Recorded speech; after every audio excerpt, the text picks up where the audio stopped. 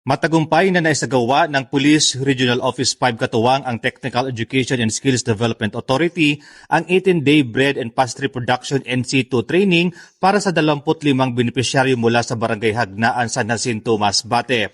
Isinagawa ang programa bilang bahagi ng piniigting na kampanya sa community engagement at sustainable peace initiatives ng Kapulisang Bicol.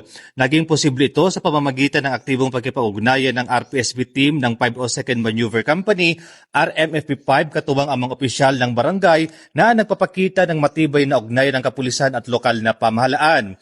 Layunin ng pagsasanay na mapalawak ang kaalaman at kasanayan ng mga benepisyaryo sa bread and pastry production upang mabigyan sila ng alternatibong pagkakakitaan at mapaunlad ang kanilang kabuhayan. Ang ganitong inisyatiba ay kaakibat ng PNP Focus Agenda, partikular sa pagpalakas ng community partnership at crime prevention sa pamamagitan ng socio-economic development. Sa ganitong paraan, hindi lamang seguridad ang pinagtitibay kundi pati ang kakayahan ng komunidad na maging produktibo at matatag laban sa mga banta. Ang aktibong partisipasyon ng Pro5 ay patunay ng patuloy na pagpupursige nito sa ilalim ng pamumuno ni Police Brigadier General Erosito M. Miranda na may hatid ang serbisyong may malasakit sa komunidad. Ipinapakita rin ng programa ang diwa ng bayanihan at whole nation approach sa pagsusulong ng kapayapaan at kaunlaran.